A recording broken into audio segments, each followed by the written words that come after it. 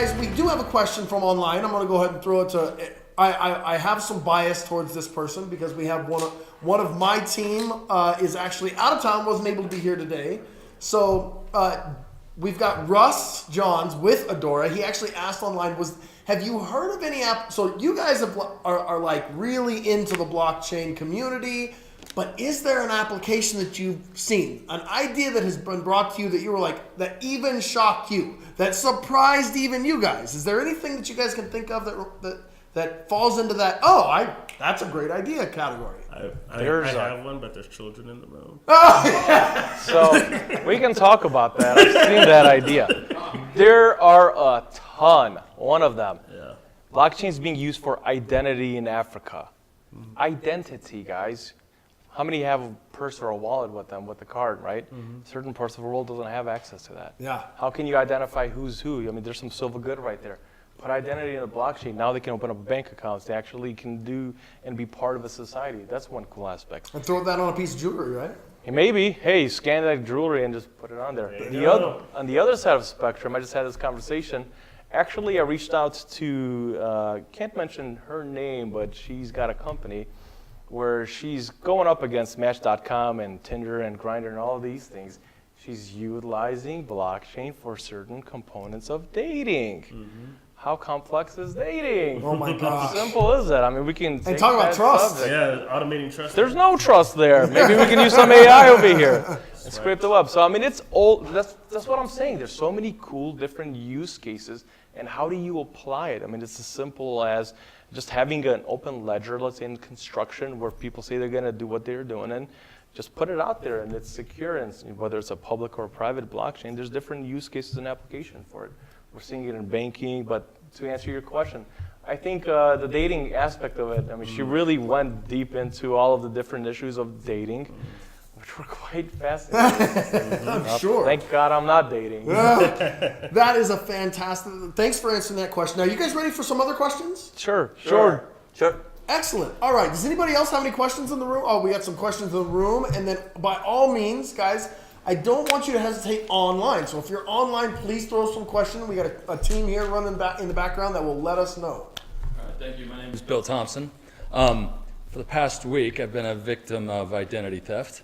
And there was also news today about 770 million emails and passwords got onto the site. So with that in mind and automated trust, my question is, how can the blockchain help secure my identity?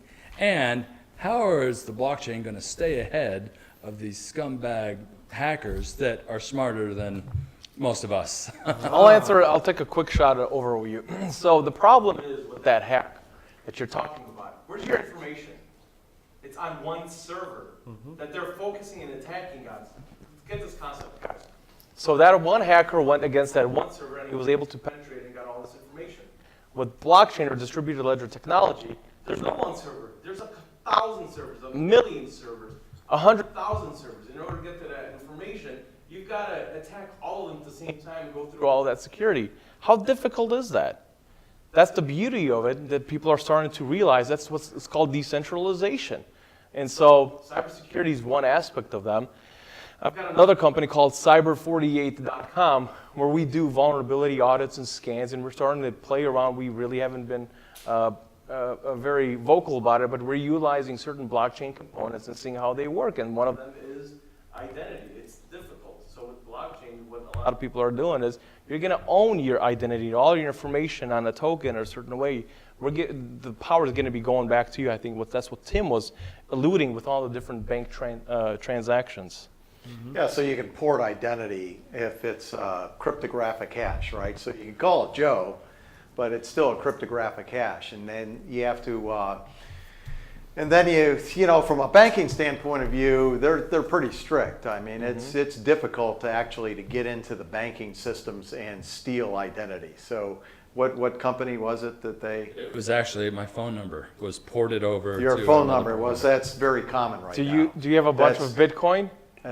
That's what a lot of people are actually doing. Yeah. There's a lot of scams out there. They're trying to port numbers and going to emails for the two-factor authentication so they can get into your identities and they did PayPal and transfer. Yeah. Right. They did. Yeah, they did. So you've got new phones that are out. So Samsung is doing a blockchain, right?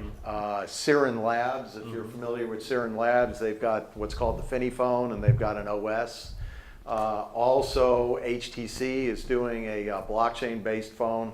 So if they get that done, right, that means that your phone is going to be secure, and you can throw out most of those passwords. So, you know, so you have 256-bit encrypted security on your phone. Right now, people's phones are just, you know, incredibly vulnerable.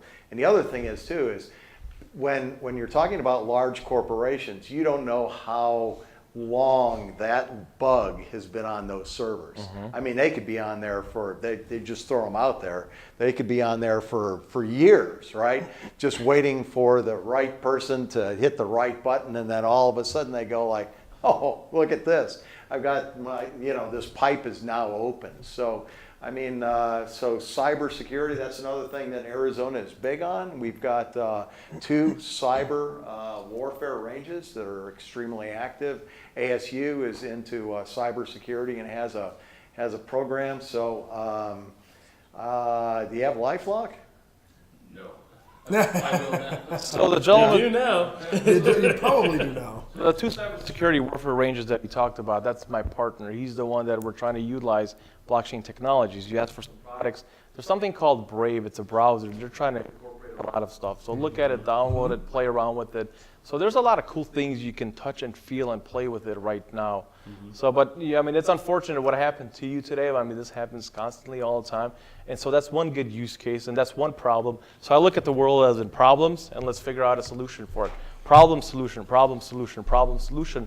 And let's incorporate what you guys are trying to do from getting an understanding is what technologies can become a solution, right? So don't confuse technology with an end-all, be-all. It's part of the solution, and there's combinations of technologies, what George is even talking about, that we can utilize. And blockchain is just one of those new technologies.